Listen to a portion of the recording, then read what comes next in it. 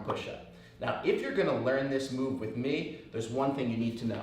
First off, we're not gonna cut any corners. I'm gonna show you the proper way to train so you can build strength. We're gonna break down the movement and you're gonna learn everything you need to do a clean rep. A clean, strong, powerful one-arm push-up rep. Not one of these where you're just unhinging at the elbow, but a clean rep. Let's dive in and get you that one-arm push-up. So obviously if we're doing a one-arm push-up, that's just the more difficult version of a two-arm push-up. So you obviously have to have a perfect two-arm normal push-up with good form. Now I know this is redundant, but I'm saying it because I see a lot of push-up form where people think they're doing good reps, but they're doing this. And if this is you, you should videotape yourself so you know what it looks like. But what I'm really doing there is mostly just doing triceps. I'm not really using my chest to the fullest. And if you think about the pec muscle, the more that your chest opens up here, the more that your pec contracts and controls your movement. But if you're not using your pec and you have your chest lifted up like this and your back drooping, then you're really just using mostly triceps. That's not a good push-up, that's not a strong rep, and that's not gonna help you build the strength that you need for the one-arm push-up. So I have a knife here, right? When you do a push-up, your goal is not to push through your arms. You don't wanna just lock your elbow. The goal is to push your body up off the floor, to take the majority of the weight of your body and to lift it up. Now, where do I need to drive through? Most people think between the shoulder blades is where you need to push yourself. But you can see I'm pushing through the shoulder blades and my form is still bad. What I wanna do is drive through the middle of my back.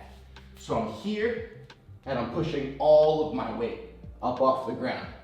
I'm using a combination of my chest mostly and my triceps. Now the reason I have the knife is because if you ever try to balance a knife, pretty simple. Now that knife's balanced, right? This, in theory, is where you need to push. Your shoulder blades are up here. This is your legs and your waist down here. You need to push through this balance point.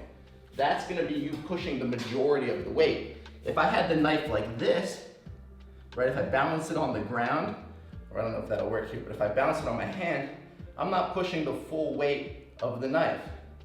But if I'm pushing from here where that balance point was, now I'm pushing the full weight of the knife. Where's my balance point? In a push-up, you can kind of feel it's closer down here to where your elbows almost come down.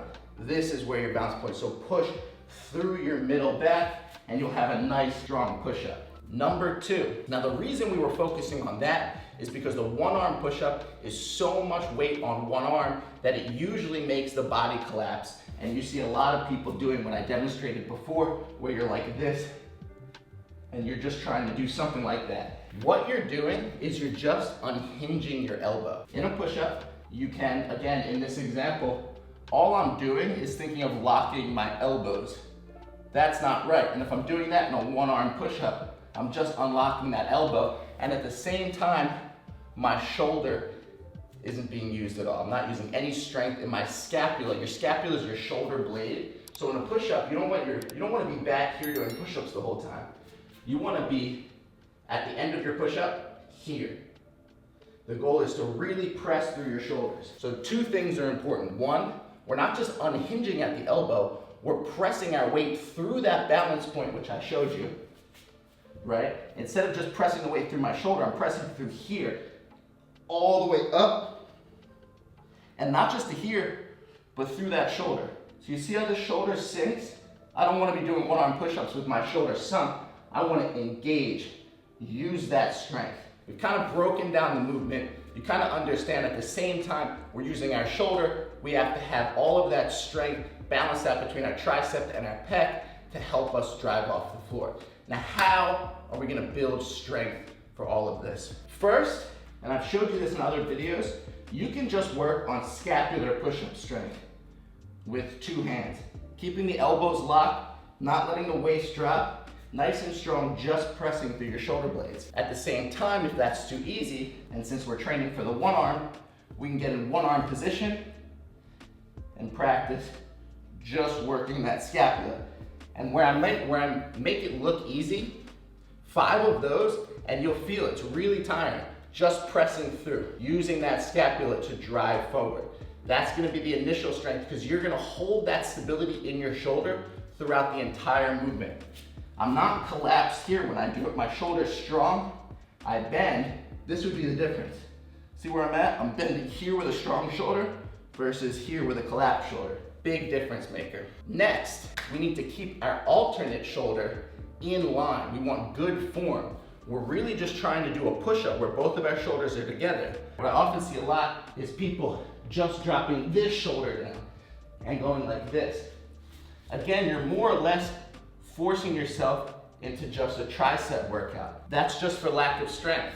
So build the strength so you have the ability to perform good form and to get a clean rep. So my best suggestion is do your best here, strong shoulder, to lower while looking at the ground, keeping this shoulder steady. You can even drop to that shoulder. That's called the eccentric, or the negative of the movement. So if you practice just slowly lowering yourself down in good form until you can't anymore, push yourself back up, lower down until you can't, you'll start to build that stability and build that strength. Another way you can do it, you can hold a couch or something with this arm out straight and just bend this arm while using this arm in less of a capacity. Now the left arm is fully mimicking the one arm push-up movement, while the right arm is just adding a little bit to help me get up and off the floor. Lastly, form. Unlike a push-up where your feet are together and your hands are under your shoulders, you need to create a base where you can balance. So the best base, and I'll do it right at camera, is hand in the middle of your 2 legs. Other hand behind your back or wherever is comfortable for you. Making a triangle. With that triangle, when I come down, you'll notice I'm not coming down here because I lose my balance. I'm coming down here. So I'm bringing my other shoulder to where my other hand would be. Elbows can't stay out wide, they gotta stay in nice and tight. Keep that balance. In a regular push-up, your elbows might be out here. Here, we wanna keep it nice and snug to the body before pressing up. So that's your form. Now, guys, I want you to get out there and train this. I wanna see people nailing clean reps of one-arm push-ups. But the last thing that I wanted to add in is core strength. So at the same time that I was balancing that knife, showing you how to press through your body, press your full body weight up, you need to realize that that's core strength. The reason people let their core droop here is, one, they're being lazy for their chest, but at the same time, having the core strength to do this is difficult, it's different.